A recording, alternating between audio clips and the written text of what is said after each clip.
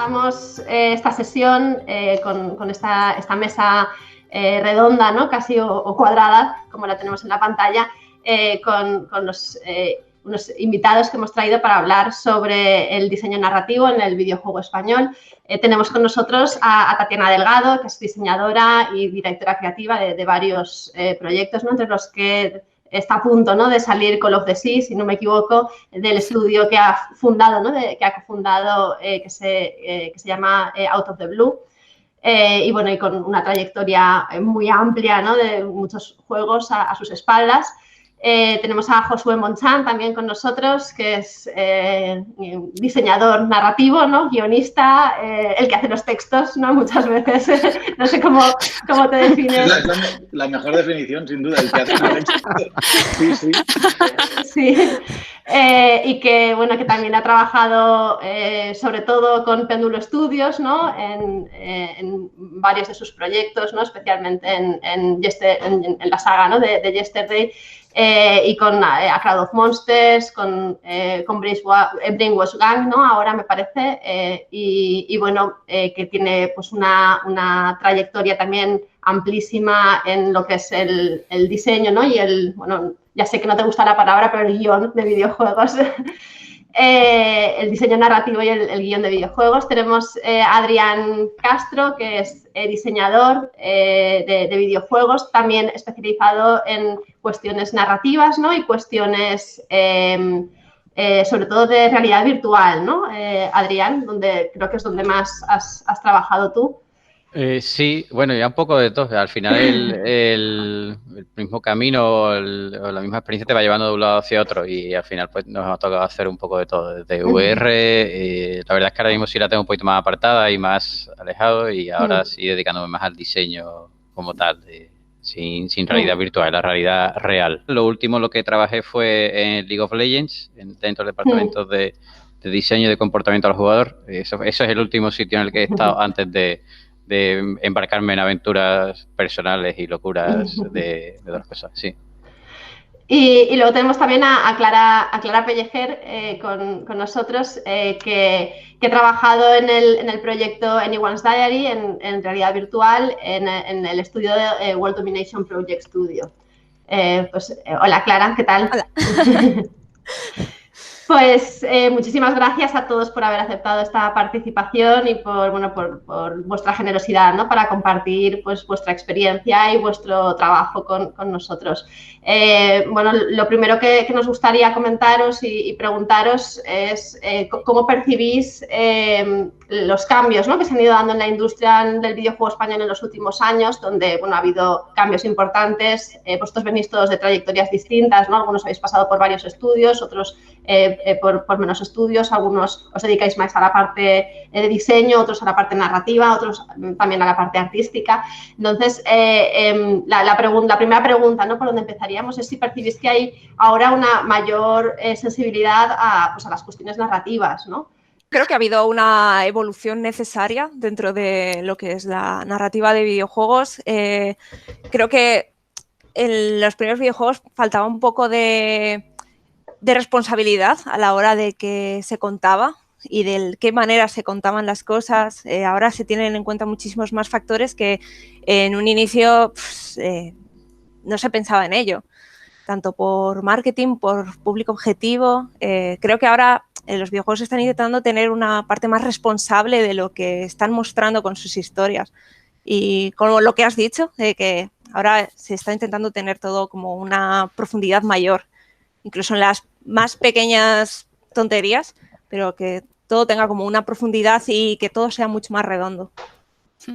Y yo creo que tenemos la suerte que en los últimos años han aparecido, o sea, tenemos facilidades como motores gratuitos y que permiten a estudios más pequeños crear juegos comerciales, y eso da mucha más libertad creativa, porque hace a lo mejor 10 años eran grandes estudios donde al final se iba siempre quizá a juegos, a tipos de juegos más establecidos, pero al haber estas empresas indies, que hay equipos buenísimos en España, yo creo que la gente ya tiene más libertad para contar las historias que siempre ha querido contar. Estoy completamente de acuerdo con lo que dicen.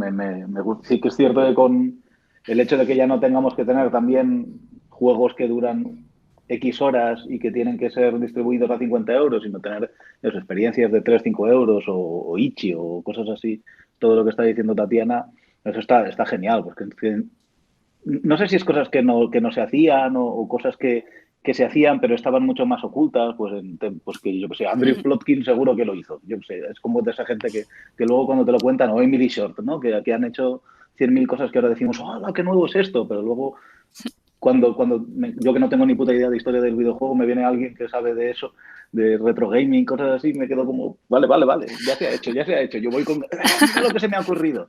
Y entonces como que ahora es mucho más fácil acceder a ello y también mucho más fácil que los grandes estudios se contaminen de las ideas que se ofrecen. Y por otra parte me ha gustado mucho también lo que ha dicho Clara de la responsabilidad. Que no, ya digo, yo no puedo hablar del pasado porque ya digo que soy muy, muy inculto, pero sí que me da la sensación de que se piden cosas que a lo mejor en general, o sea, hablando ya de experiencia personal, sea lo que tenía que hacer, pues cuando empecé hace 15 años me decían pues que sea divertido. Y poco más, ¿sabes? Que el jugador no se aburra y que note que está jugando y no sé, había como... Y ahora, sin embargo, pues están pidiendo más cosas en muchos sentidos, incluso en sentidos sociales, ¿no? Es como de eso, de algo que está mucho más fuera que de que se divierta.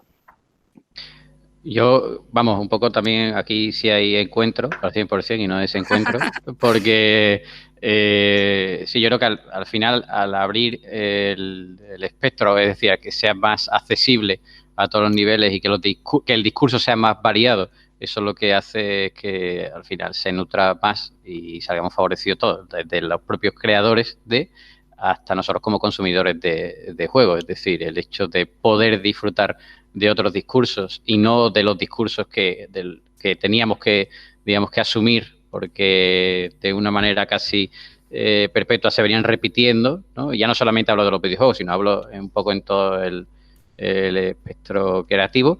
Pues no sé, al final unido a la democratización de herramientas, unido a un montón de ingredientes, ¿no? Que generan al final pues que el avance haya sido muchísimo más grande. Yo creo que es lo que pasa al final cuando va madurando una disciplina, es precisamente eso, ¿no? Es decir, es el aporte de otras visiones, el aporte de otros creadores, de otras realidades y que es lo que hace que todo pues vaya tomando un peso muchísimo mayor, ¿no? Y que al final nos vayamos tomando en serio nosotros y se vaya tomando en serio desde fuera también.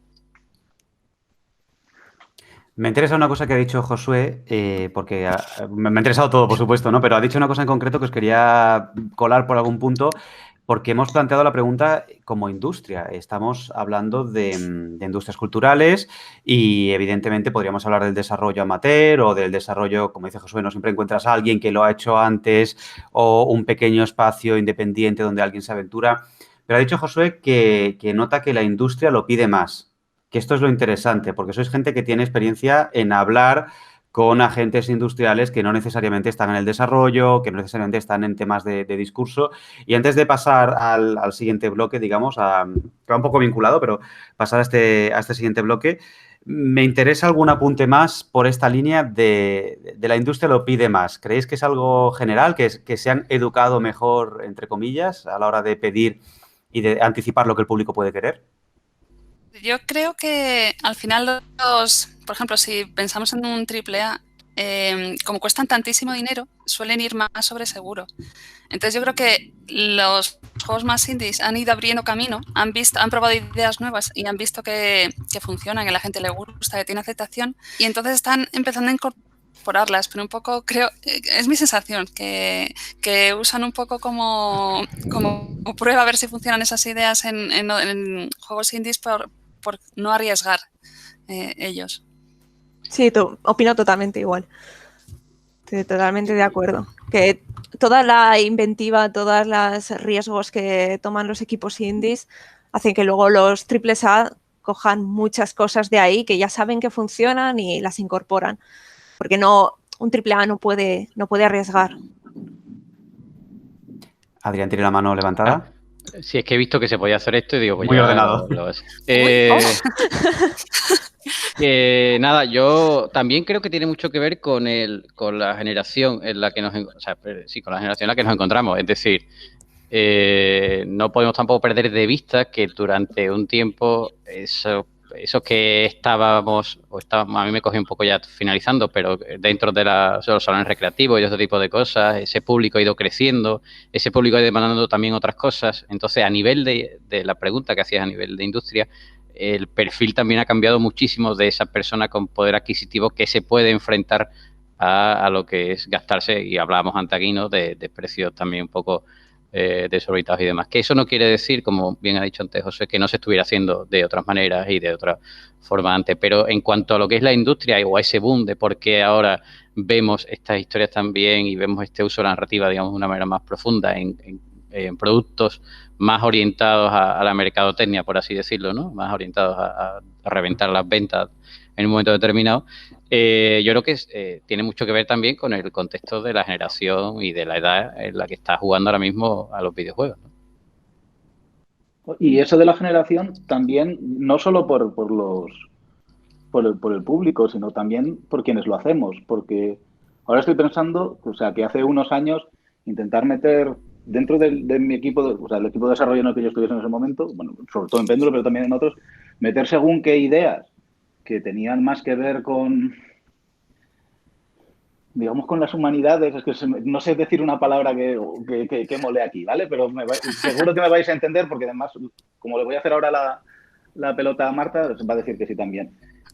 Pero con el tiempo, y sobre todo creo que eso es gracias a los estudios que se han hecho a los centros formativos especializados en videojuegos, eso ha cambiado. En Péndulo ahora, por ejemplo, tenemos a un exalumno de Marta, Adrián, que creo que es Adrián, sí, Adri, que es de tu primera promoción, que aunque no está en narrativa, es technical artist, es un tío que tiene una formación en humanística, ¿vale? O sea, que le han formado en narrativa, que le han formado en un montón de cosas, y entonces esas ideas son mucho más fácil que permeen, y que cuando a lo mejor en narrativa o en diseño surge una idea, llegue muchísimo mejor al resto del equipo, porque nos entendemos todos mucho mejor, porque es gente que no solo está formada, pues antes cuando tú entrabas a programación tú sabías de programación, y si querías saber de algo más lo sabías, pero no habías recibido una formación en eso.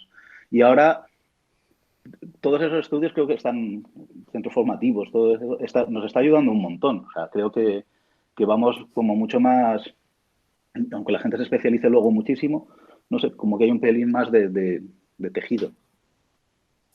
Estupendo. Teníamos... Voy a hacer un reshuffling de las preguntas, porque es que tenemos una que encaja, que conecta perfectamente con esto, que es sobre formación en narrativa para videojuegos. Venís de formaciones diferentes, de maneras de entender el videojuego diferentes, o sea, habéis vivido varias épocas además, con lo que ya decís que habéis vivido diferentes cambios, ¿no? Y entendéis que el videojuego es un producto cultural complejo, que requiere habilidades diferentes de campos técnicos, de campos humanísticos. Me encanta que lo ha dicho aquí la palabra, que haya salido la palabra humanístico, pero la teníamos ya en la pregunta. Y artísticos, ¿no? Yo, por ejemplo, siempre me acuerdo, Tatiana, que nos contó una vez que ya venía de hacer del rol de papel y lápiz, por ejemplo, ¿no? Que es un campo en el que muchos hemos crecido como jugadores y hemos empezado a pensar en estructuras de juego y todo esto, ¿no? Claro, ahora que se están empezando a implantar grados, o que ya llevan una trayectoria, que el videojuego ya está legitimado como objeto académico, queda mucho recorrido, y también como objeto cultural podemos hablar mucho de los movimientos de legitimación y de a veces el exceso de prisa, ¿no? Pero bueno, más o menos como objeto académico está legitimado. ¿Qué formación recomendáis a alguien? Todo este rollo era para decir, ¿qué formación recomendáis a alguien que se quiera dedicar a la parte narrativa? No al videojuego en general, en abierto, sino a la parte narrativa. O que no tiene por qué ser una formación reglada, pero ¿qué tipo de conocimientos o qué cosas creéis que tienen que enriquecer el perfil de alguien que se dedica a narrativa? Por ejemplo, no sé, leer manuales de X tipo, ya os voy a aquí dejar, pero ver este tipo de producto cultural que no sea exclusivamente videojuego.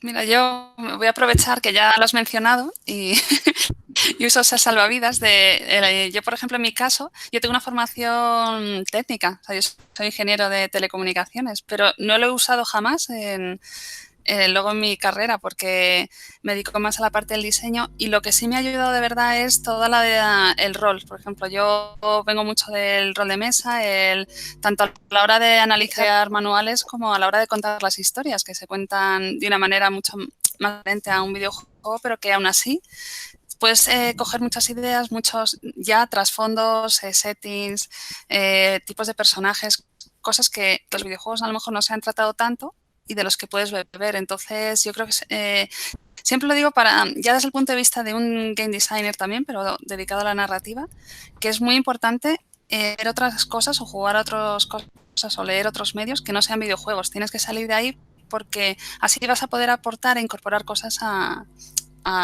tus propias creaciones, que sean más únicas. Yo es que como me dedico más a la parte artística, en Anyone's sí que hice parte de narrativa junto a otros 2 compañeros. Entonces, mi formación yo hice Bellas Artes.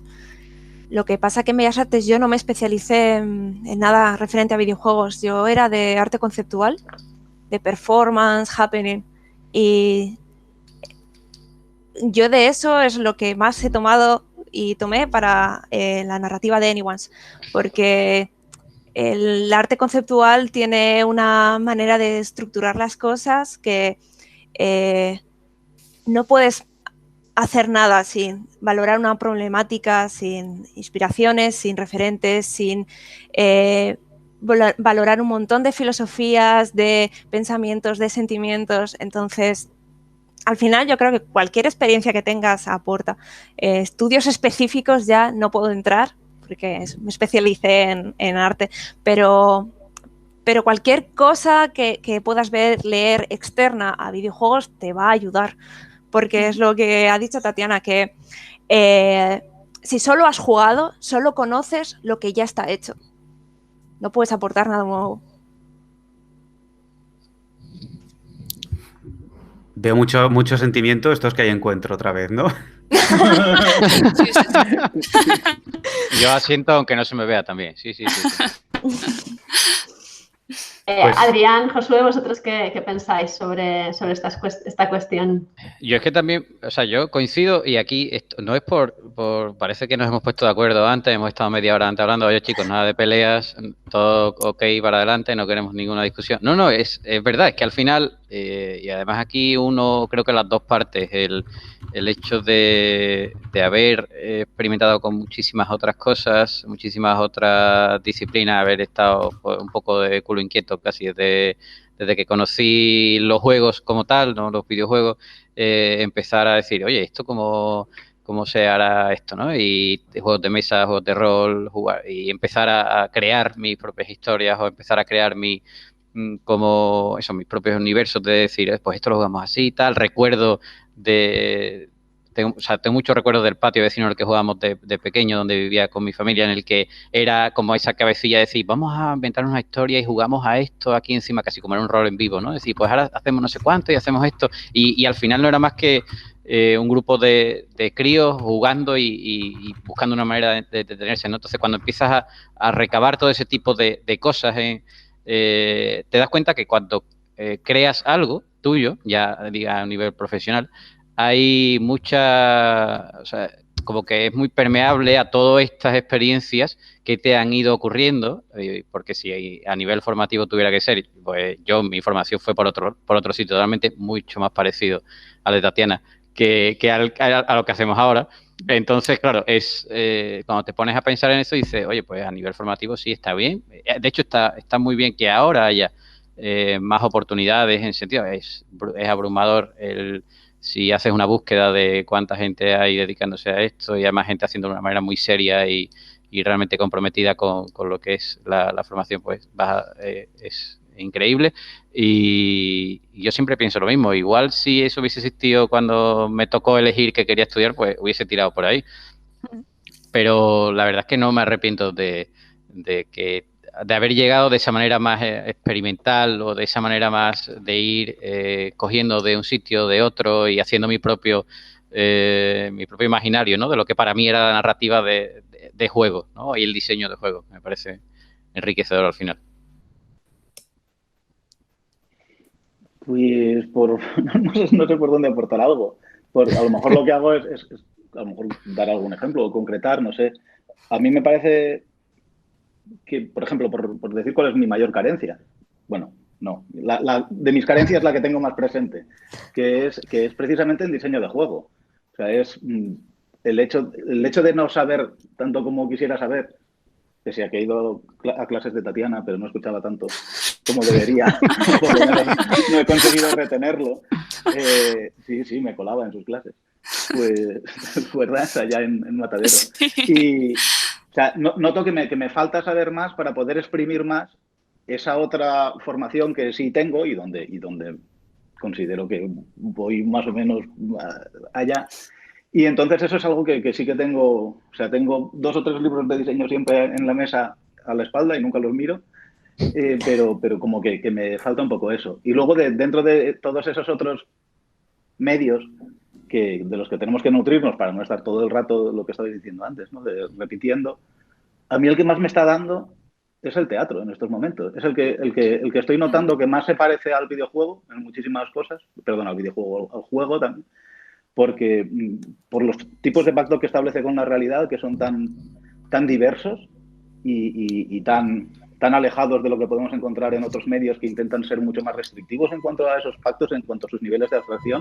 O sea, en el cine comercial es muy difícil encontrar pactos con la realidad extraños, y en cambio en el teatro y en el videojuego es muchísimo más fácil. Y ahí creo que las razones por las que digo esto del teatro me parece que son similares a las que estabas diciendo, Clara, sobre el arte conceptual. Es como que te obligan a hacer un tipo de reflexiones y de plantearte cosas que en otros medios a lo mejor directamente no te planteas porque es inviable, o al menos comercialmente. Es como que a lo mejor si quieres hacer cine experimental sí te van a dejar hacer según qué cosas, pero lo normal es que establezcas un pacto con la realidad como bastante...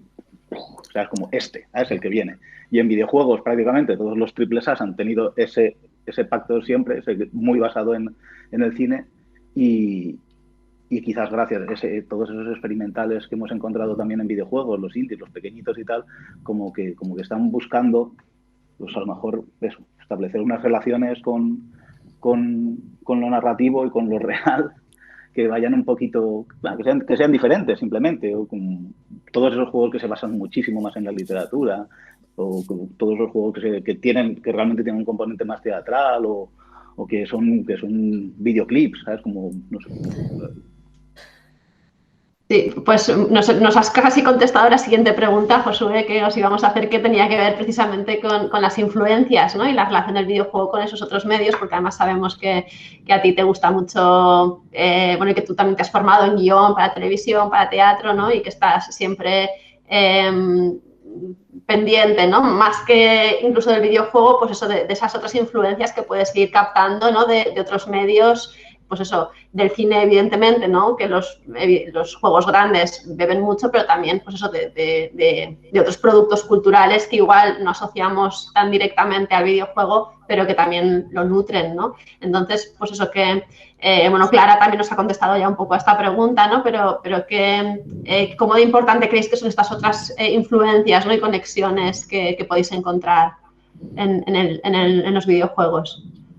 Aquí voy a usar la misma carta que José, que es decir, la de mi experiencia personal con respecto a cómo he ido viendo esta relación del videojuego del juego con otros medios, ¿vale? Yo realmente, una de las cosas en las que intento incidir mucho cuando hablo con alguien sobre este tipo de, o sea, sobre diseño, sobre narrativa, sobre juegos en general, digamos, no es solamente en qué nos pareceríamos a otros medios, sino en qué es lo que nos diferencia. Y creo que a partir de la diferencia encuentro después que hay muchas conexiones mayores, ¿no? Es decir, es como que si parto de una primera diferencia que sería, bueno, pues la propia naturaleza interactiva, después esa naturaleza te vas dando cuenta que se toca o que se ramifica con muchísimas otras cosas que sí se comparten en el resto de arte. Bien puede ser teatro o bien puede ser una performance, algo más cercano a lo que sí sería establecer una relación con un entorno o establecer una relación con algo que va más allá de una mera pasividad de ese disfrute, ¿no? De que sea una película o algo más cercano a simplemente lo que puede ser, entendamos en un sentido más abstracto, escuchar una canción o algo así, ¿no? Entonces, para mí, yo creo que, y volviendo un poco a la primera pregunta que hicimos, parte de esa madurez que se va adquiriendo, de esa seriedad que se va adquiriendo en cuanto al contexto narrativo de los propios juegos, viene de esto precisamente, o sea, de ser capaz de no tener una relación de dependencia, sino de poder andar sin tener que justificarse con el resto de otras disciplinas, ¿no? Entonces yo creo que eso es realmente lo interesante y lo que crear una relación de igual a igual, no una relación de, como hasta ahora también se ha tenido, de soy el que hereda la ropa de mi hermano mayor, ¿no? Era un poco lo que teníamos como la gente, el videojuego. Y entonces eso creo que empieza también a cambiarse, ¿no? Como que hay una fuerza. Y no creo que dependa, como muchas veces se intenta vender o se intenta usar el discurso del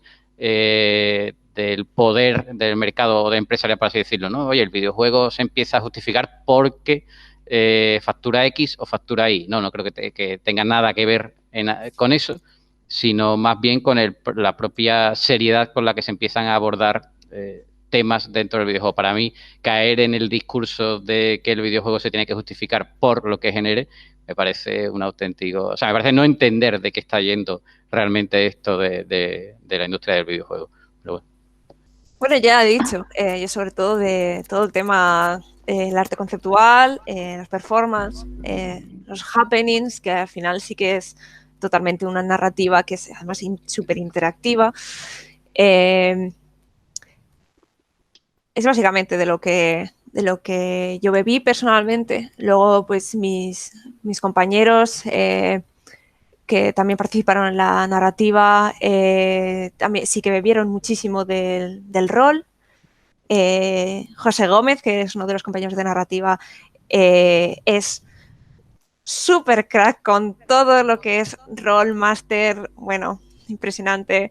Y luego el otro compañero, Daniel Vidal, nos ayudaba con toda la parte, sobre todo de meter la narrativa y el game design, que todo tuviera una coherencia.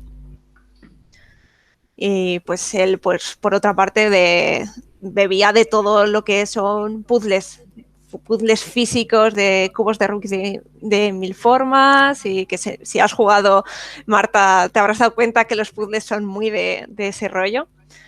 Y al final, pues eso, es que al final son las experiencias que todo lo que puedas introducir en tu cabeza que esté fuera de los videojuegos te va a ayudar a hacer un contenido novedoso y creativo, e intentar pues, eso, hacer cosas que no se hayan hecho. Pero bueno, como bien ha dicho Josué, también hay que saber mucha historia de videojuegos, porque igual piensas que estás aquí descubriendo algo y ya lo han hecho mucho antes. No, y estoy totalmente de acuerdo con Clara, que al final tienes que, pues lo que hemos dicho, de tener mucha curiosidad. Sobre todo yo creo que eso también define a un buen game designer, o ya si también te quieres dedicar a la narrativa. Yo lo escribo siempre como una persona que va a la web y empiezas a pinchar en los enlaces y te empiezas a perder, porque empiezas a tirar el hilo y te tiras ahí descubriendo información como a horas perdidas. Entonces, en mi caso es eso, me da a veces por una cosa y quiero investigar, interesar por qué. Pues, por ejemplo, me gusta mucho la arquitectura también, o la cartelería, depende de la época. Por ejemplo, cuando estuve haciendo el Red Matter, pues toda la parte de las estructuras, la arquitectura brutalista, cartelería de propaganda soviética, todo este rollo me parecía que tenía te contaba una historia de ciencia ficción muy diferente a la que se solía ver en los típicos juegos de ciencia ficción del momento. Entonces, yo creo que son esas obsesiones o esa curiosidad la que te puede aportar a los videojuegos. Y luego el caso del rol, para mí, yo creo que ha sido, como os comentaba antes, la mayor influencia, porque es una forma de contar historias que al final, o sea, los videojuegos cuentan las historias muy bien de una cierta manera, pero tienen ciertas limitaciones. Al final, una mesa de rol se da si tienes una situación en la que hay un buen máster y unos buenos jugadores, puede surgir una magia que es imposible conseguir, yo creo, en otros medios de juego. Y a mí, por ejemplo, me sorprendió mucho ya con los años, porque también cuando empiezas a jugar al rol, pues juegas ahí a matar monstruos y a subir de nivel. Pero luego descubrir formas de jugar, por ejemplo, como el play to flow, en contraposición al play to win, que ves cómo juegas todos para construir una narrativa que mole. Y si tu personaje tiene que morir porque eso hace que la historia mole más, pues mueres y te quedas tan a gusto y tan contento. Entonces, esos conceptos a mí me parecen súper interesantes de cogerlos e intentar llevarlos a los videojuegos. Estupendo. Pues sí, muchas gracias. Ha dicho Clara esto de que en el estudio vigilabais que la parte más de diseño, mecánicas, juego y la parte narrativa encajaran. Y Tatiana aquí ha confrontado dos maneras de jugar, que es la de ganar y la de mejorar la historia, la de contar un relato conjuntos, ¿no? Aquí voy a sacar por un momento teoría, me lo vais a perdonar, pero ya desde Calua tenemos la idea de que hay dos ingredientes básicos, la mímesis, el teatro, y el agon, que es la competición, ¿no? La superación, las reglas, las mecánicas, las dinámicas. No es que sean opuestos, pero ya desde que empezamos a hablar de juego, antes del videojuego, hemos tenido esta intuición y este análisis de que son dos cosas separadas, ¿no? No son necesariamente enemigas, pero están separadas. Entonces, para hablar un poco más de vuestra práctica concreta, cuando afrontáis vuestros proyectos, ¿qué procesos empleáis para que haya una relación entre estas dos partes, entre diseño de juego y diseño de narrativa? ¿Es en paralelo? ¿Trabajáis la parte de la función y de la ficción a la vez? ¿En paralelo? ¿Intentáis evitar o promover incluso disonancias? ¿Cómo lo trabajáis? Mal.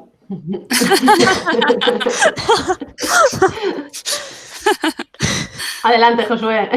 Sí, o sea, creo que todavía, en mi caso, no he encontrado una fórmula que sirva y cuando la encuentras es cuando se está acabando el proyecto, bueno, o cuando debería estarse acabando el proyecto, por lo menos, y resulta que la fórmula que has conseguido no te sirve para el siguiente. O sea, por lo menos eso es lo que en general me va pasando.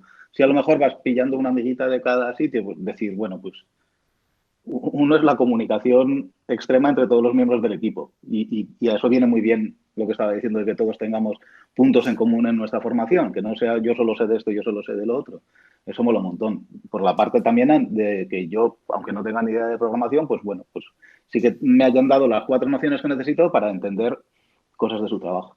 Entonces ese estar todos juntos, sí, o sea, esa comunicación creo que es lo más. Y luego lo de, quizás a mí lo que me está cambiando mucho en los últimos años, pero es que tampoco lo voy a explicar muy mal, pero es ver o sea, intentar borrar en mi cabeza un poco las barreras entre lo que es interactivo y lo que es no interactivo y pensar que todo lo es y todo no lo es.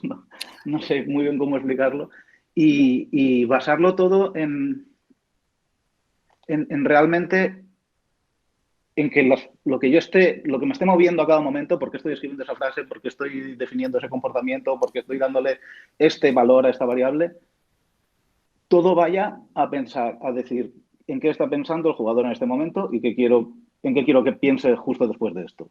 Y eso me sirve tanto si estoy escribiendo un micro relato en mi casa porque me apetece ese día, como si estoy haciendo un videojuego. Y va mucho, y aquí sí que voy a patinar porque es de un artículo académico que leí hace años y como que me tiene todavía, que habla del compromiso del jugador, que habla de, los tipos se llaman Tannenbaum de apellido, son Joshua y no sé qué Tannenbaum, y dicen que la agencia realmente no es libertad de elección, ni amplitud de mundo, ni eso, sino que parece es el nivel de compromiso del jugador con el significado del juego, es decir, con el significado de sus propias acciones. Y aunque creo que todavía no he entendido bien ese artículo, porque me lo volví a leer hace poco y me di cuenta de que hay cosas que no he entendido o que lo he entendido un poco a mi forma, sí es como que me sirve como mucho de guía, es decir, esto que yo le estoy proponiendo aquí al jugador le importa.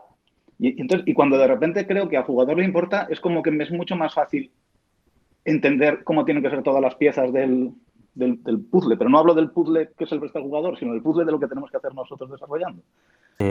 Estupenda respuesta, además con una referencia académica, con lo que te ha quedado bordada. Bueno. No sé si alguno quiere tomar el relevo, si tenéis algo que ampliar.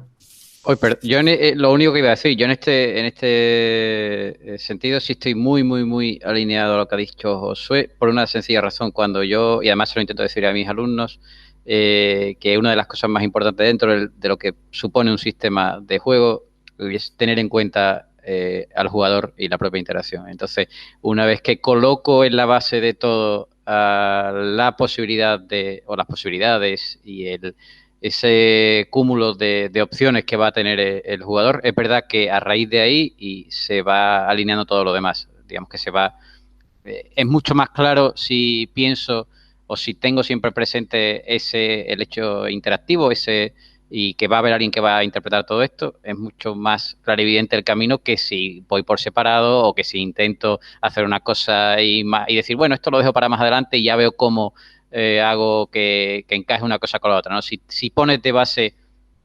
este elemento, que para mí no es que sea tan importante, sino para mí es vital, que es el concepto de la interacción y del jugador, si pones eso, todo lo demás al final acaba saliendo realmente solo, de una manera orgánica. En nuestro caso, nosotros lo que solemos hacer es empezar desde lo más general. O sea, tenemos definida tanto la narrativa como lo que va a ser el juego como en una frase. Y de ahí vamos desgranando, por ejemplo, lo dividimos en niveles. Y tenemos hechas curvas, por un lado, de la dificultad del juego, cómo se va incrementando, cómo se incrementa a lo mejor momentos de estrés o si es un juego de miedo, pues donde hay puntos de miedo. Vas haciendo una especie de curvas con lo que tienes unos valores asignados que pueden ser, por ejemplo, de 1 a 10 y te va dando una idea de cómo va a ir variando a lo largo del juego. Y luego ya, cuando ya tenemos un nivel así, empezamos a hablar, por un lado, el diseñador de puzzles, digamos, se pone a hacer sus puzzles más en abstracto, el guionista se pone más a escribir un poco qué ocurre en ese nivel y luego lo ponemos todo en común, de forma que los puzzles tengan un sentido. Por ejemplo, en el Call of the Sea, que transcurre en una isla en el medio del Pacífico, hay una civilización extraña y tal, pues esos puzzles tienen que tener un sentido de por qué están ahí. La expedición lo resolvió, cómo lo resolvió, por qué están los objetos donde están. Y de la primera pasada la hacemos casi con textos placeholder, o sea, los textos que dicen los personajes no están bien escritos, pero sí dicen la pista que tiene que decir o la pieza de información que necesitamos que diga. Y cuando ya lo tenemos hecho así, vamos nivel a nivel y lo empezamos a peinar, que es lo que llamamos. Empiezas a probar con gente y ya empiezas a definir los textos bien y los escribes. El guionista escribe como Dios manda. Que en este caso, por ejemplo, yo me considero más de la parte de diseño narrativo en el sentido de intentar unir el diseño con la narrativa y me quedo en esas frases placeholder y luego ya eso se refina. Y siempre intentando ceñirnos a estas curvas que os comento para que tener siempre la visión general del juego, porque si no puede pasar que la dificultad o los eventos que ocurren no tienen una curva deseada y puede ser aburrido o puede ser más fácil al final o cosas así. Y esto es la teoría, claro. Luego, pues en lo que es un desarrollo, pues sabemos toda la locura que hay, pero intentamos seguir las reglas en la medida de lo posible. No es una pregunta, pero es para subrayar esto que has dicho y que antes José también habló de las dos tareas, que no es igual el diseño narrativo que la escritura, que son dos cosas diferentes y van incluso en fases diferentes. Entonces esto simplemente hago aquí un poco de loro para repetirlo y que quede subrayado porque es muy interesante que lo digáis tanto. Y en tu caso, Clara, ¿cómo lo habéis afrontado vosotros? Bueno, mi caso es bastante diferente porque al fin y al cabo nosotros empezamos el proyecto como un final de máster. Entonces, el proceso fue diferente, creo. Comenzamos poniendo simplemente todos una idea de qué juego queríamos hacer. En este caso, escogimos la historieta que había montado la programadora, que es Sara, y que era un juego rollo que luego salió Moss. Era, digamos, como el Moss. O sea, era ese juego, pero en papel, porque sí que teníamos muy claro que queríamos meter todo el tema del papel como escenario. La cosa es que luego cogimos el resto, la historia, y fuimos amoldándola a otros, porque al final pues le faltaba como mucha personalidad, sentimiento y bueno, todas estas cosas que he dicho antes de conceptual que a mí me interesaban. Entonces, votamos la idea. Al principio teníamos como unas decisiones totalmente horizontales y a partir de ahí empezamos a crear la historia del personaje principal e hicimos como una historia modular porque necesitábamos que nos diera tiempo a hacerlo. Entonces, hicimos como una historia modular en la que había unos hechos que eran necesarios para lo que ha dicho de las curvas, de momentos de tutorial tranquilo, de estrés, de felicidad, de éxito, de fracaso, entonces necesitamos esas curvas, entonces hicimos una estructura modular y luego añadimos partes a esa modularidad que podíamos eliminar si íbamos faltos de tiempo. Entonces, al final teníamos eso, una estructura base y hechos de la historia que aportaban, pero no quitaban si las dejábamos fuera. Y creo que es lo más raro que hicimos, pero fue la única manera que encontramos de que nos diera tiempo, siendo que nunca habíamos organizado algo así. Y sí, básicamente eso. Hicimos primero un hilo de historia y fuimos haciendo todas las mecánicas paralelamente con el level designer. La siguiente está también un poco relacionada con lo que habéis estado comentando, sobre todo Josué y Adrián, que habéis estado hablando también de cómo percibís al jugador, ¿no? Y cómo de alguna forma la mayor diferencia, ¿no? Igual entre las narrativas más tradicionales y los videojuegos, pues evidentemente es el lugar que ocupa el jugador, ¿no? Y cómo, qué espacio le dejáis, ¿no? Para que haga suyo a los personajes o que los habite, ¿no? Nosotros, yo hablo mucho pues eso, de habitar al personaje, porque como que al principio es un extraño, ¿no? Y poco a poco lo vas haciendo tuyo, ¿no? Cuando vas jugando. Y lo mismo, ¿no? Pues eso, con las tramas, ¿no? Si hay en algún momento, pues eso, decisiones que de repente hace que las tramas se ramifiquen, o los mundos, ¿no? Las posibilidades, ¿no? Que hay de hacer y de exploración por ese mundo. Entonces, ¿cómo pensáis en vuestros juegos estos márgenes, ¿no? De libertad que le dais al jugador o que le quitáis, ¿no? Para que de repente pues, tengan que pasar cosas que queréis que pasen o que pase por cosas que vosotros queréis que ocurran, ¿no? Que le quitéis en algún momento pues esa libertad, ¿no? de movimiento, de acción o de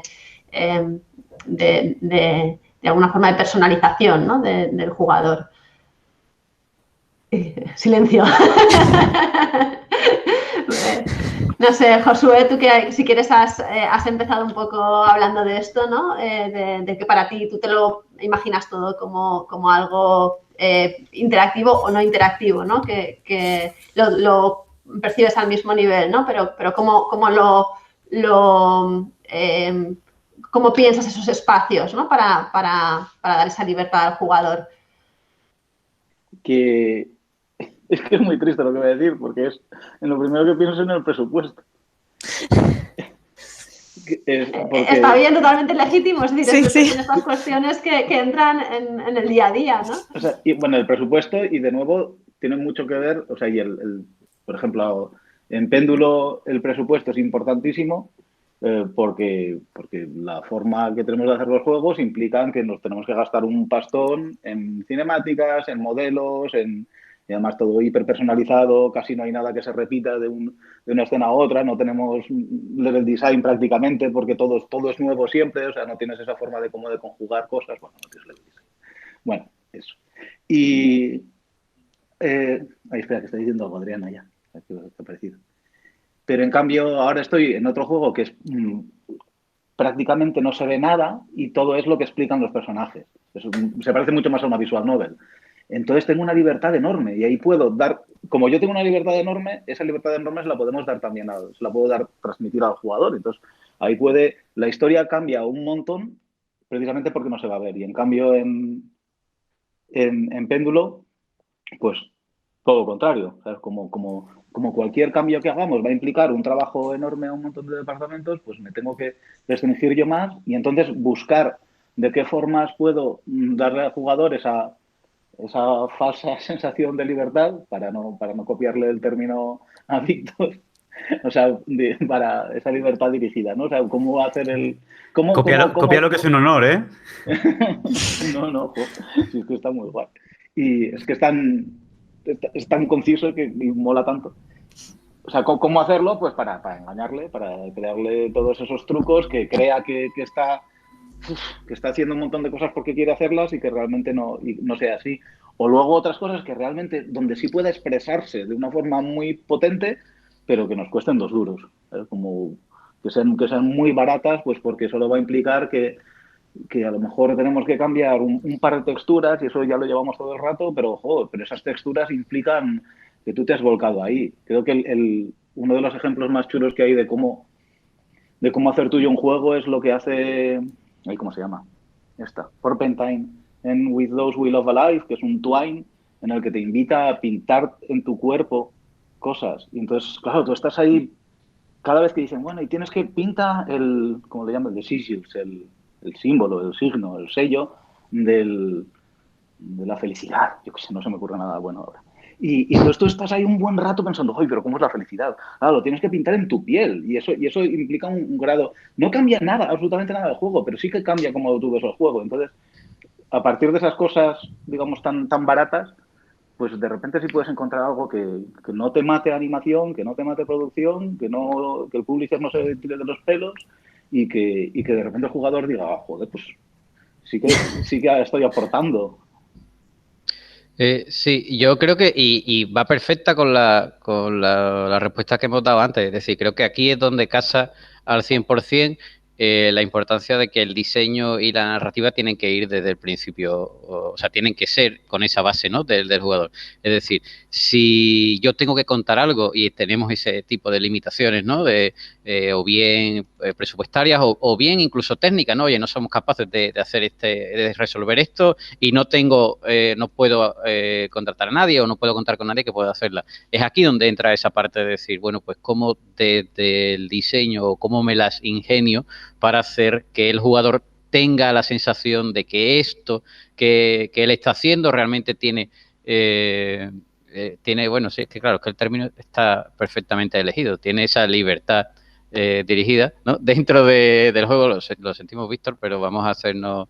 he de reconocer que a mis alumnos alguna que otra vez, y cuando digo alguna que otra vez casi todos los días, se la he repetido. No lo sintáis, que para eso está hecho, ¿eh? O sea, es que esto es un diálogo y, por favor, más puentes entre academia y desarrollo.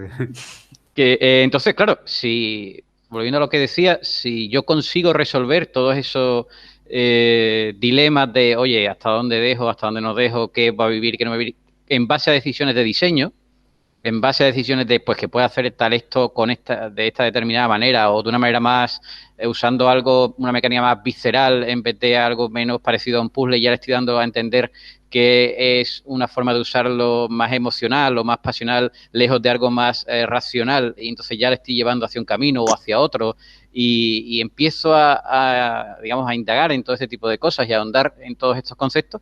Al final realmente estoy dando esa sensación de más o menos libertad simplemente apoyándome en decisiones de diseño y no teniendo que entrar en otros fregados más grandes o que no, son inabarcables, ¿no? Para según qué tipo de estudio.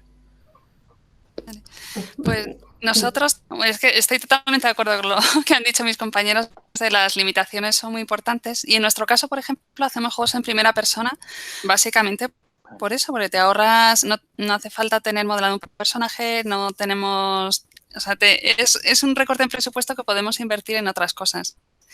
Y en el tipo de juegos que hacemos nosotros, además es el propio jugador el que tiene que ser proactivo a la hora de interesarse por la historia. Entonces, lo que hacemos, como sabemos que intentar apelar a diferentes tipos de jugadores, pues a lo mejor para las personas que solo le interesan los puzzles, intentar que se enteren de lo máximo de la historia posible. Y la forma en la que trabajamos nosotros es dividir lo que os comentaba antes en cada nivel. Sabemos que hay una cierta información que pasa, pues darle un grado de importancia y luego buscar una manera de asignarle un objeto, una escena, algo para contar esa información. Entonces sabemos que la persona que, por ejemplo, va a resolver los puzzles se tiene que quedar con las piezas de información importante, la esencial. Y esa persona, si se acaba el juego, se va a enterar qué ha pasado, pero a un modo muy general.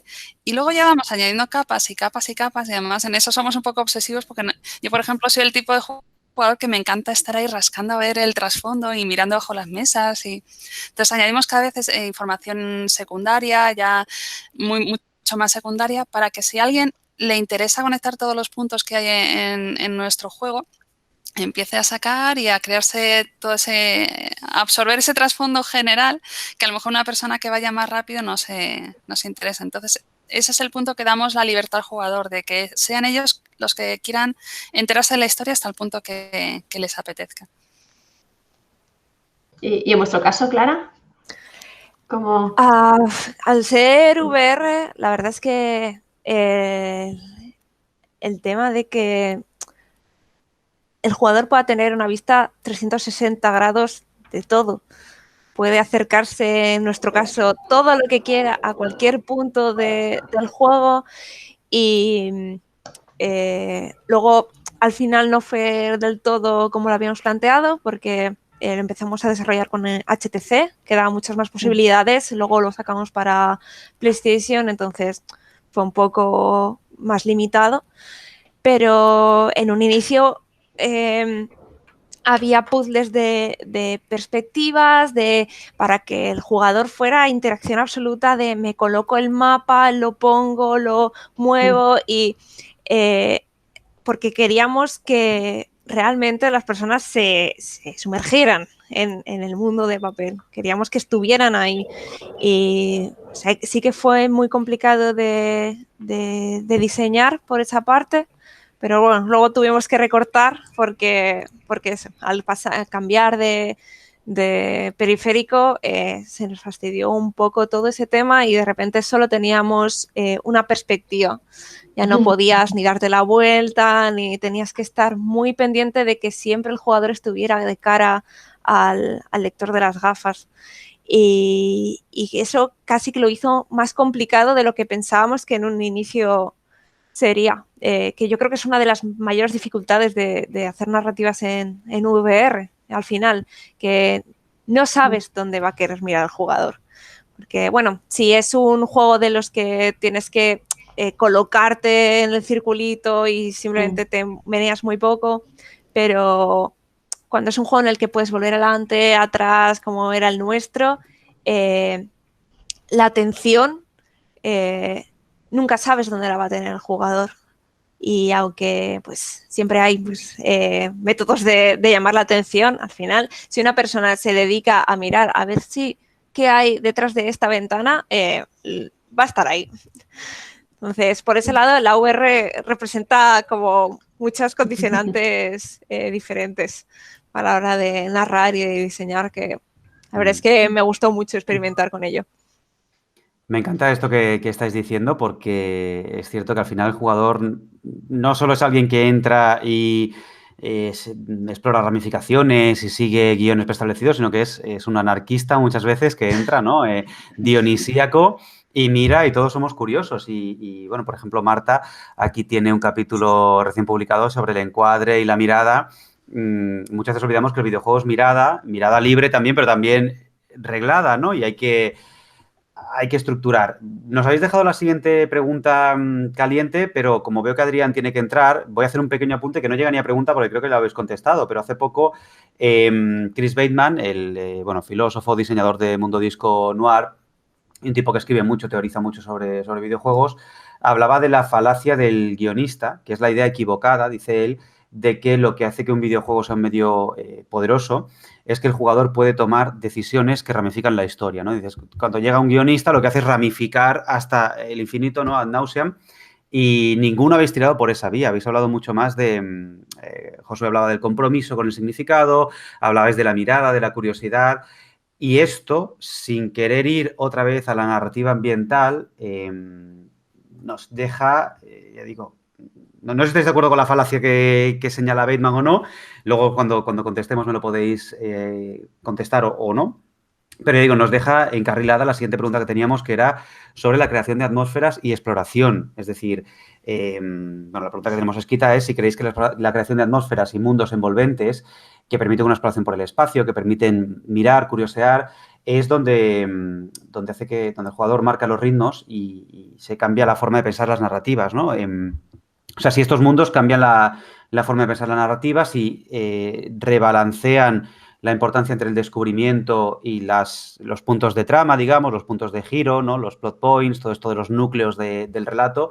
Si creéis que esta creación de atmósferas cambia el concepto mismo de narrativa, por lo menos en vuestro trabajo. Sobre todo, volviendo, ¿no?, a este tema de la exploración, enlazaba mucho con, pues eso, con lo que estabas comentando, ¿no, Clara?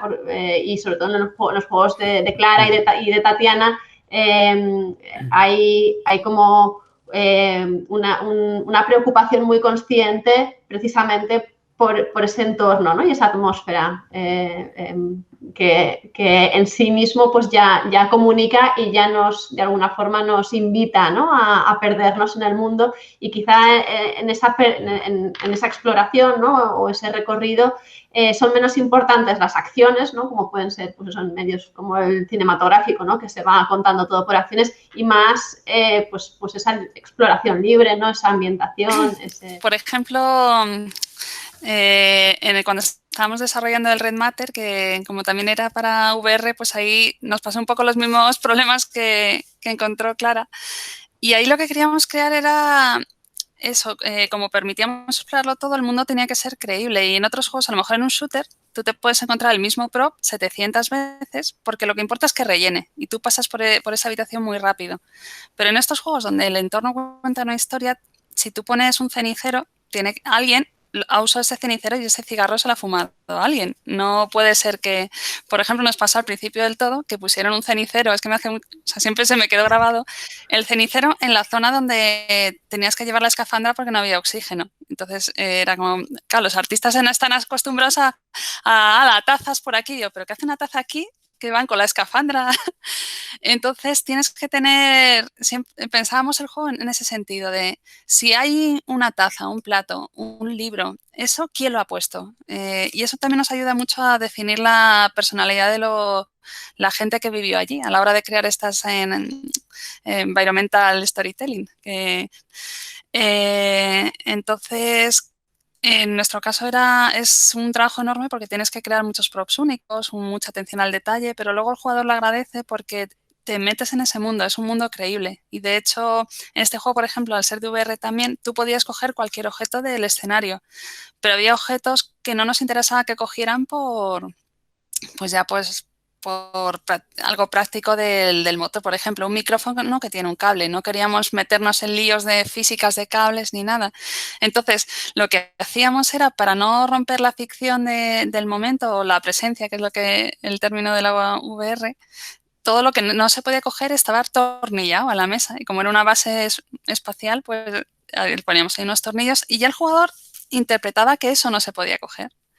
Y luego, por otro lado, tampoco podíamos poner objetos que rompieran esa inmersión en el sentido, por ejemplo, teníamos al principio un martillo, entonces veíamos que todos los jugadores cogían el martillo y se iban con el martillo en la mano a intentar romper todo. Y claro, no había colisión de objetos y les frustraba. Y esas pequeñas microfrustraciones les sacaban también de la historia o del personaje. Entonces, todo lo que fuera susceptible de sacarte de la inmersión del juego porque iba a un mechero, cosas que no se pueden quemar, cosas así, todo eso directamente lo quitábamos y dejábamos solo los objetos imprescindibles para que la historia funcionara y no te sacara nunca de ese entorno. Josué, no sé si querías comentar. No, sí. Estaba justo dándole, digo, uy, que habla bien, me tiro para atrás. No, me ha hecho mucha gracia todo lo que has comentado, Tatiana. Ha sido buenísimo, me estaba descojonando, por eso he quitado el micro también. Y que, bueno, en Péndulo nos pasa que como siempre hemos hecho aventuras gráficas del point and click tradicional o esta cosa toltoliana que hacemos ahora, después, eso ya siempre tiene una base narrativa ambiental que no... O sea, el point and click al fin y al cabo es narrativa ambiental mal. Narrativa ambiental, perdone. Narrativa ambiental, pero in your face, ¿sabes? Como en lugar de que lo veas tú y lo descubras tú, cuando lo pintas y lo has visto, te lo explicamos, ¿sabes? Como es un poco lo que siempre hemos hecho de una o de otra forma, cada vez intentando sofisticarlo más para evitar este casi problema de base.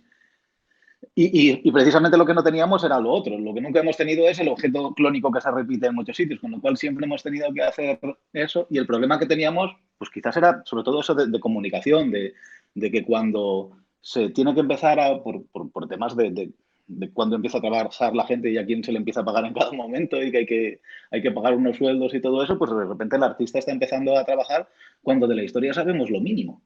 Y está haciendo la habitación del personaje cuando yo todavía no sé cuál es la personalidad de ese personaje. Y entonces me empiezan a preguntar y yo todavía digo, pues si yo soy de esa gente que encuentra a los personajes haciéndoles hablar. O sea, no tengo pues ese problema o limitación. Y entonces, claro, pues, ¿qué es lo bueno? Que ahora lo que pasa es que a partir de ese primer boceto que les pasamos, pues la gente de narrativa, de, oye, tenemos más o menos este personaje, es así y así, pero nada, lo que dices es introvertido, es un escritor y tiene vértigo, yo qué sé. Le dices 3 cosas y está en su cama todo el rato, no se mueve de ahí. Y entonces a partir de ahí, pues la gente de Concept se pone a investigar y eso es algo magnífico de cómo se documentan y cómo... Entonces ahí de repente empiezan a aportar un montón de cosas. Y si en lugar de esperar a que acaben de hacer el trabajo, nos vamos reuniendo minutos aquí, aquí y allá, pues de repente le están dando un montón de vida al personaje antes que yo. Con lo cual yo me baso mucho en lo que van haciendo, pero como que hay que trabajar muy juntos para que no se líe la cosa y de repente pues nos encontremos, que siempre te encuentras. El otro día, pues ahora estamos haciendo una granja y en el granero pues tienen un saco muy grande con manzanas, otro con patatas, otro con cebollas y de repente también un cesto con como 50 huevos y resulta que no hay gallinas. Y digo, joder, pues esta gente ¿cuántos huevos come? ¿Pero por qué? Pues porque yo qué sé, pues porque te lías a poner cosas, como lo que decía Tatiana, ¿no? Tú estás ahí, tienes que rellenar un espacio y estás en una granja y pones huevos. Pero luego tenemos como que entre las dos partes, por así decirlo, en este caso, la parte de arte y la parte de narrativa, ir perfilando, ir limando y eso. Pues muchas gracias, Josué. No sé si Clara, tú también, sobre todo porque pues, en el juego que habéis desarrollado vosotros, también esa ambientación y ese papel, ¿no? Que decías antes es como muy característico, ¿no? Y ya te mete como en un ambiente y en un tono pues muy concreto, ¿no? Sí, al final es como si estuvieras leyendo el diario de una persona por la noche escondido y descubriendo todos los problemas que tiene. Entonces, pues esa ambientación nocturna con luces muy tenues, porque también empezamos a ver qué problemas podíamos encontrar con el tema de la VR. Pues el motion sickness, el tema de que si estás jugando mucho rato, pues se te acaban cansando los ojos. Queríamos que fuera algo que pudieras jugar tranquilamente y que si quieres te lo puedes pasar todo seguido sin ninguna dificultad. Entonces, pues no hay cambios bruscos de cámaras, las luces son muy tenues, te arropan mucho. Luego la música, que es maravillosa, es súper ambiental. Entonces, todo eso ayuda a sumergirte mucho en lo que es la historia y centrarte en ella, porque necesitamos que nada molestara. Tenía que ser todo súper integrado y que te abrazara un poco a continuar en esa situación. Y con lo del tema del papel, vosotros tuvisteis el problema con los props. Nosotros, cada objeto tiene su propia textura. No hay ni tileables, ni trims, ni nada. Todo tiene su textura propia, porque nos pasaba exactamente eso. Que si repetías un edificio, es que podías volver atrás y verlo tan de cerca y todo tan que no podías poner nada. Era una locura. Entonces, todo tiene textura propia y todo tiene sus pequeños detallitos de grafitis, de tal, de... Si te asomas al cementerio, en una de las lápidas sale mi nombre, de lo harta que acabé de las texturas. O sea, hay detallitos en todas partes, porque queríamos que el jugador se entretuviera, que de verdad quisiera estar ahí y rebuscara y se metiera por los rincones. Porque, bueno, también pues con todo el tema del personaje, necesitábamos que el personaje fuera alguien al que tú quisieras cuidar, que tú dijeras, esta persona lo está pasando mal y yo quiero ayudarla. Entonces, teníamos que hacer que las personas se encariñaran con el espacio y con el personaje y teníamos que transmitir esa sensibilidad, que no sé si conseguimos, pero lo intentamos. Pues muchas gracias. Y Adrián, ahora que ya hemos conseguido reconectarte y recuperarte, estábamos hablando precisamente sobre la construcción de las atmósferas. Yo recuerdo además cuando viniste a la charla de Castellón nos hablaste un poquito de esto, ¿no? De cómo todo en el espacio pues, tiene un porqué, ¿no? De estar ahí también. Sí, y además, con respecto a esto, a mí una de las cosas que más me gusta y me apasiona es el tema de la experimentación, y para eso creo que no hay nada mejor que los patios de recreo que mal llamamos game jams, y porque al final no son más que patios de recreo para desarrolladores. Y justo al hilo de todo esto que estamos hablando, de la personalización, de cuidar hasta el extremo, digamos, de dar al jugador no solamente esa experiencia entretenida, más allá de si divertida o no, y todo ese tipo de debates que existen, el hecho de cuidar, de mimar, de darle cada sentido, de que nada esté de más, pero que tampoco se sienta que falta algo, ¿no? Dentro, como hay un hueco, aquí debería haber algo, aquí debería haber esto.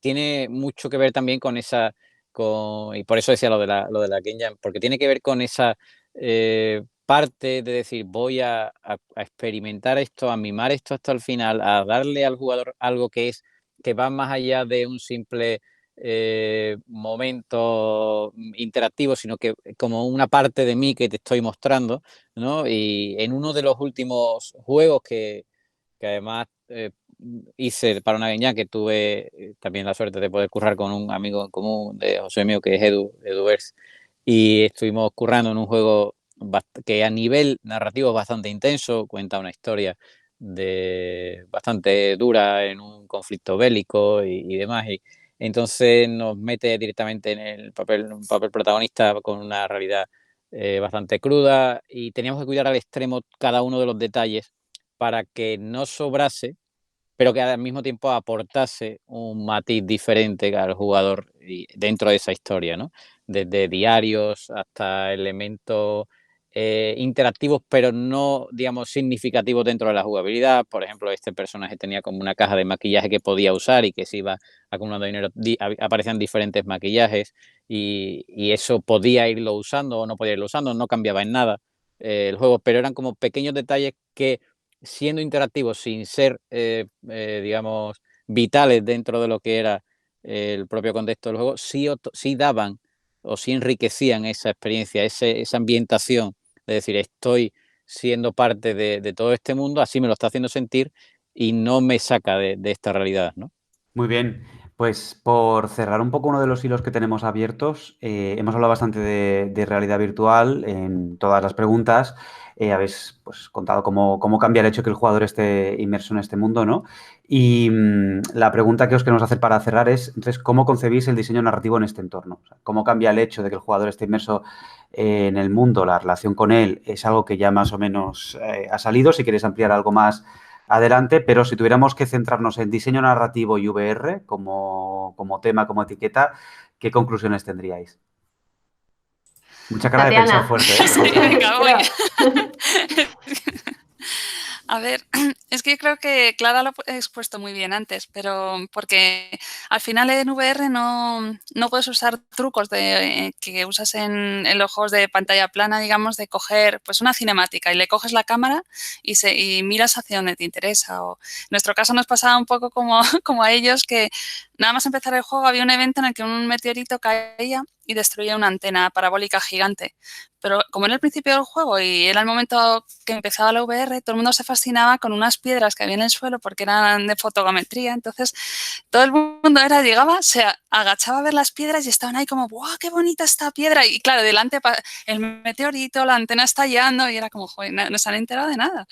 Y lo quitábamos ese evento, si es que no... Entonces, al final lo que te quedas es que vas haciendo trucos para aumentar el porcentaje de posibilidades de que vean ese evento.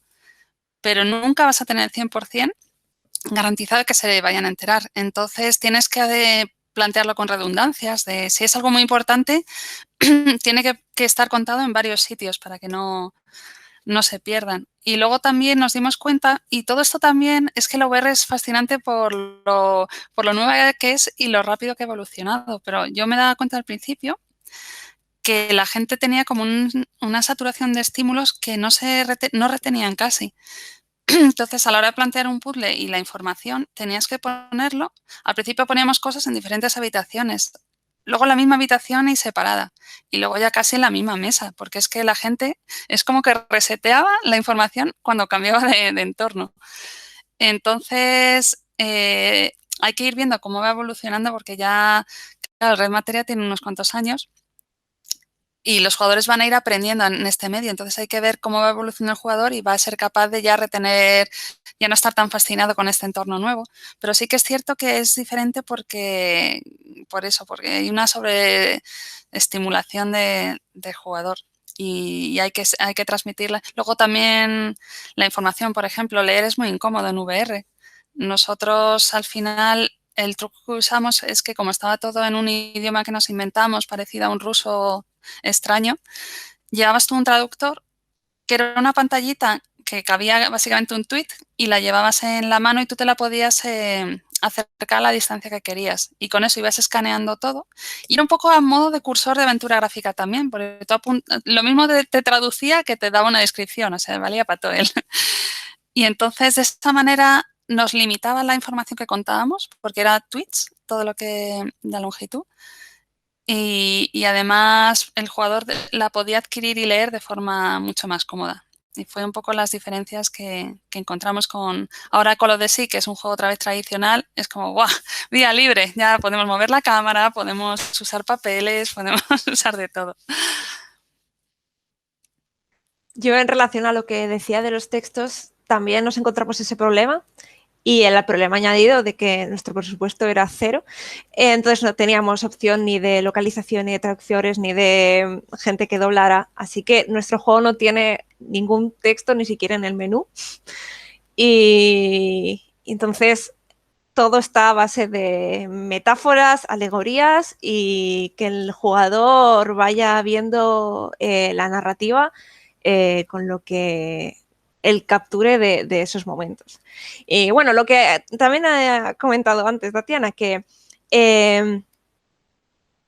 tú puedes jugar al juego, no enterarte de nada, disfrutar de los puzzles y ya está. O puedes hacer un poco más y enterarte un poquito de la historia, o depende del compromiso del jugador que estábamos hablando antes, de hasta qué nivel quieres enterarte realmente de la narrativa, porque eso, tuvimos el problema que con la VR el tema de los textos sí que es muy incómodo.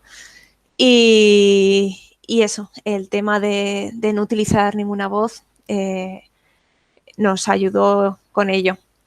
También lo incluimos dentro de la narrativa haciendo que el personaje no tuviera ningún sexo definido y tal, así que todo nos cuadraba y nos quedaba bastante redondo en la justificación.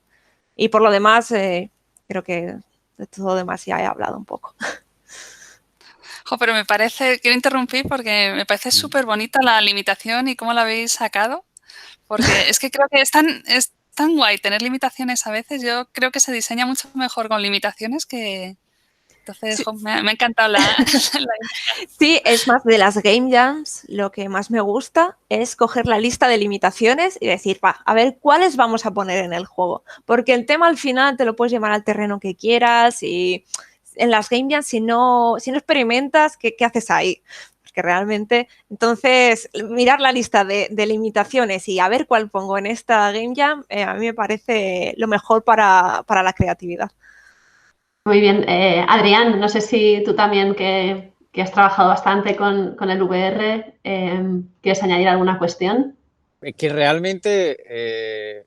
poco más puedo también que aportar a lo que ya han dicho. Es decir, muy de acuerdo, sobre todo con esa aportación final de Clara, con el tema de las limitaciones. Y es que ese apunte yo creo que es clave. Es decir, muchas veces esas limitaciones nos hacen ir más allá y pensar en caminos en los que ni siquiera nos habíamos planteado. Es verdad que cuando hay que usar diferentes trucos, como decía Tatiana, ¿no? Estamos acostumbrados a usar, digamos, dentro de ese juego de ilusionismo que es el de ir guiando al jugador hacia un lado y hacia otro a base de las mecánicas y demás, y cómo queremos que preste atención aquí y no en otro sitio. De repente llega un momento en el que el jugador tiene la libertad total de plantar la pantalla, ¿no? El foco de vista en cualquier sitio, entonces ya esos trucos hay que cambiarlos, y que es como esa limitación más, y cómo a partir de ahí pues vamos buscando la manera de decirle que es aquí donde está la historia, es aquí donde está lo importante que tienes que ver, es aquí donde está el mensaje, ¿no? Y no en otro sitio. Al final es ir cambiando los trucos, ¿no? Esto de cuando teníamos la respuesta, cambiar las preguntas, pues un poco así, ¿no? Es ir cambiando los trucos, es ir viendo, oye, pues si ahora tenemos esto de aquí, pues ahora nos ha cambiado el escenario por completo, y al final el jugador sigue siendo, es decir, el elemento con el que jugamos sigue siendo el mismo, ¿no? El canal, por así decirlo, pero sí es verdad que cambia mucho todo en la exposición, por así decirlo, de ese canal.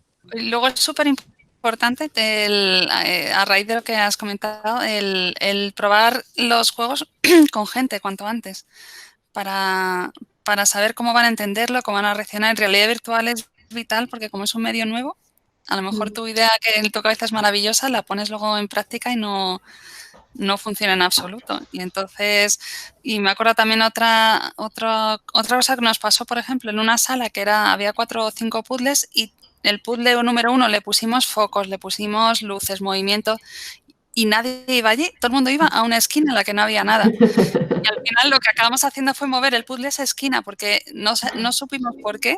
Algo habría ahí de usabilidad que llamaba la atención, que todo el mundo se iba para allá. Entonces, es que es fundamental el playtesting con gente desde en cualquier juego. Probar cómo un jugador va a entender, porque al final nosotros tenemos siempre nuestras limitaciones. Estamos, no me sale la palabra, que tenemos nuestros prejuicios, nuestra forma de entender las cosas, y hay que exponerlo a la gente, a que hagan sus locuras y te lo machaquen. Sí, porque al final nosotros tenemos una educación visual y un entrenamiento ya que luego el usuario no tiene. Entonces, sí, la verdad es que ese testeo es imprescindible. Muchas gracias. Y no sé si, Josué, ¿quieres añadir alguna cuestión? Yo, como no he hecho nada en realidad virtual, pues no puedo aportar absolutamente nada. Ni siquiera he jugado a realidad virtual. 10 minutos me mareé y dije, bueno, ya cuando crezca. Pero me ha apuntado una cosa que ha dicho Tatiana, porque creo que puede responder la pregunta que no era pregunta de Víctor, justo en el momento que se ha ido Adrián con lo de la falacia del guionista y tal. Y ha dicho Tatiana que como no sabes muy bien qué va a mirar y qué no va a mirar tu jugador, pues y si hay un punto muy importante, un punto de la historia o algo, una información que quieres darle, lo que tienes que hacer es, bueno, uno de los trucos que hacen es ponerlo en varios puntos, en varios lugares. Eso me parece, es genial, porque es justo usar la no linealidad para justo lo contrario. Es para contarte la misma historia, en vez de ramificarte la historia, no, ramifícala a tu jugador y yo ya te la iré uniendo de distintas maneras, ¿no? Porque al fin y al cabo, si yo no, en 15 años, ¿cuántas ideas le habré dado a un jugador? Que tenemos muy poquitas cosas que decir, pues bueno, a lo mejor realmente la no linealidad no sirve tanto como para abrir como para cerrar. Pues es súper interesante eso que estabas comentando, y además nos dejas también como encarada ya la siguiente pregunta, que ya es la última, con la que pensábamos un poco ir cerrando la conversación, y es precisamente destinada a la complejidad narrativa, ¿no? Que parece, pues eso, que en los últimos años rasgos que eran propios del videojuego, ¿no? Pues eso, como la fragmentación espaciotemporal o los bucles o los personajes amnésicos se han trasladado al cine, el cine como que se ha dislocado y de repente hay rasgos, ¿no? que han vuelto otra vez al videojuego, igual en la capa más narrativa, ¿no? Y vemos pues que esa complejidad pues parece retornar pues con narradores que son poco fiables, ¿no? O con una autorreferencialidad de los juegos, o con personajes inestables que tienen personalidades múltiples o escindidas, ¿no? O dobles.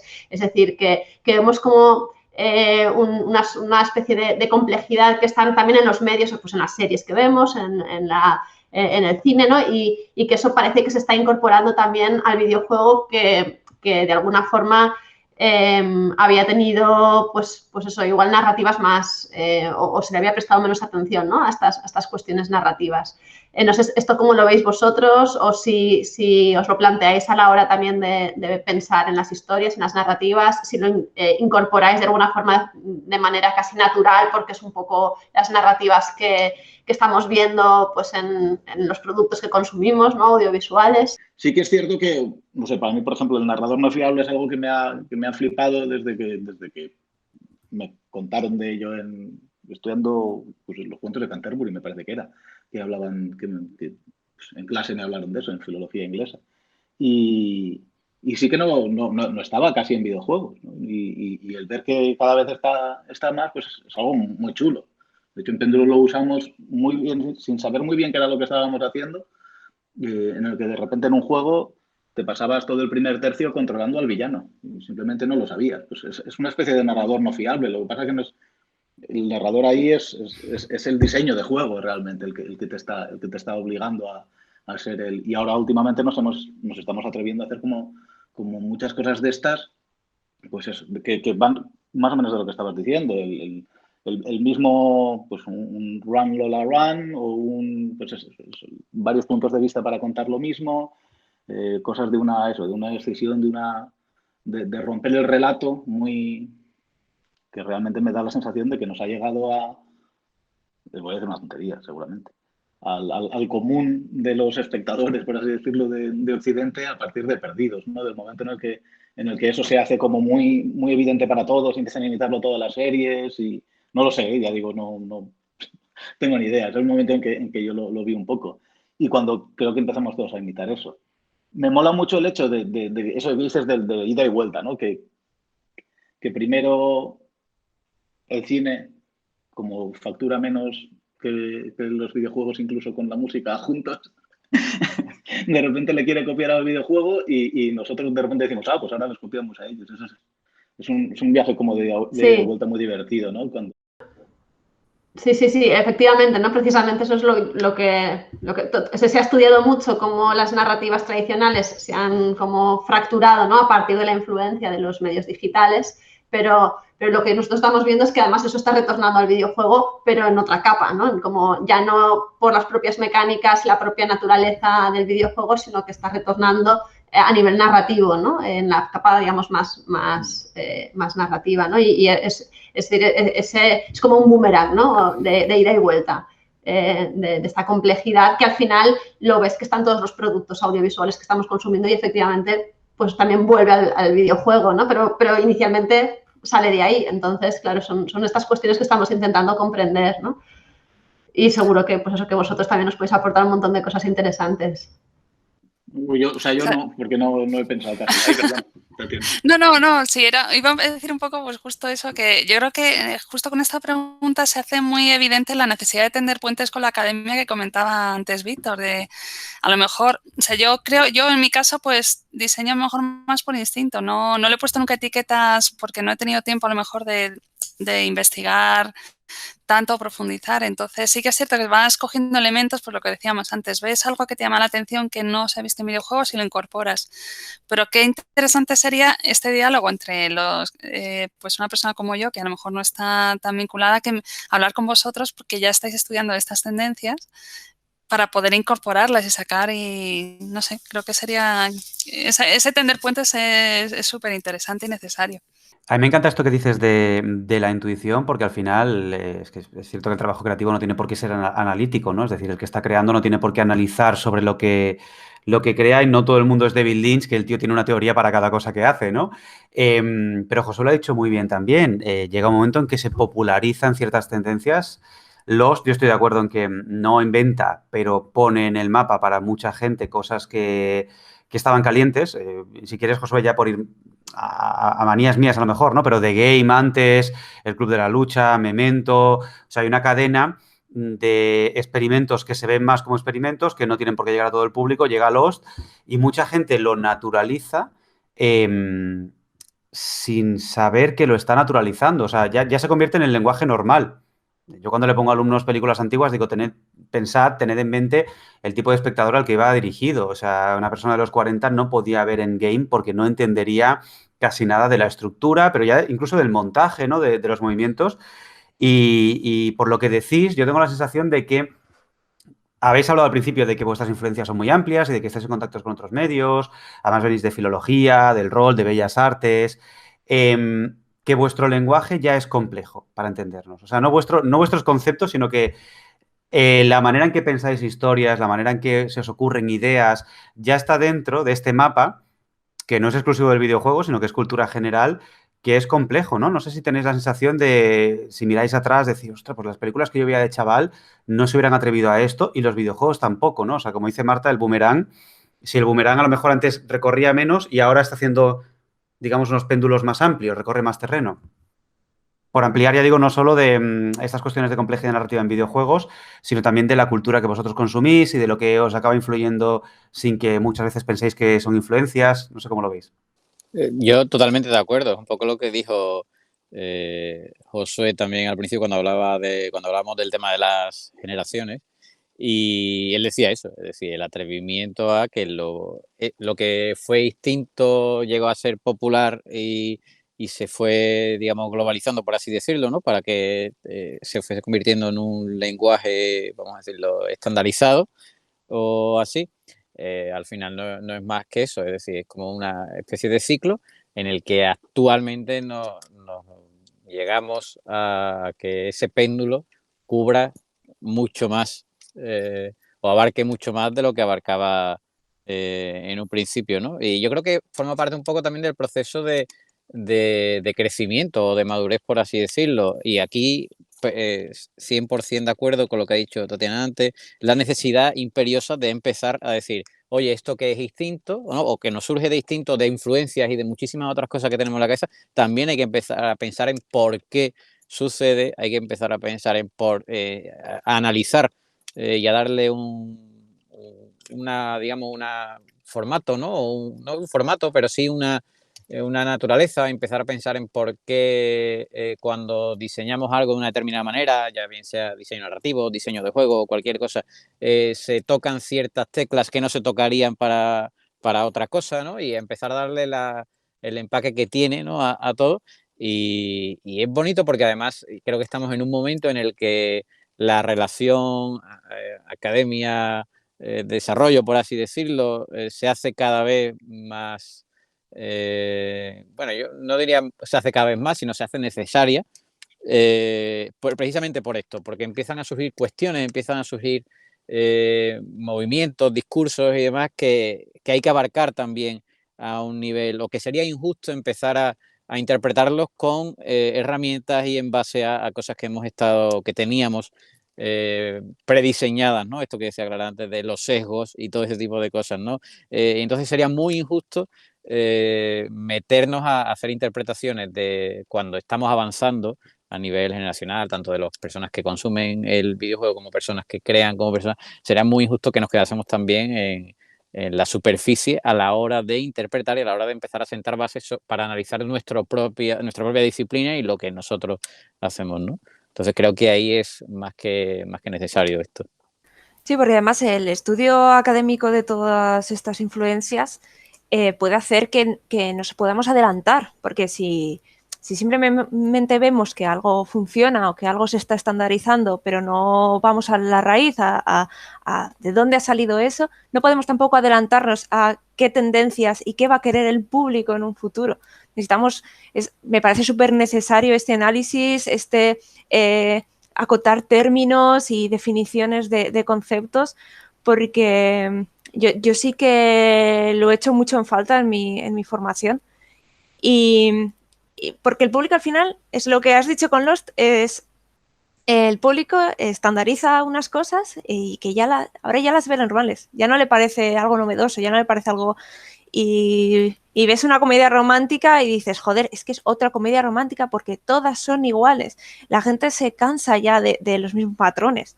o estamos constantemente creando nuevas formas de narrar, nuevas formas de contar las cosas, la gente se aburre. Entonces, analizar todo esto me parece súper importante y que haya este diálogo, como habéis dicho, de la gente que lo estudia y que lo enseña con la gente que lo desarrolla, me parece esencial.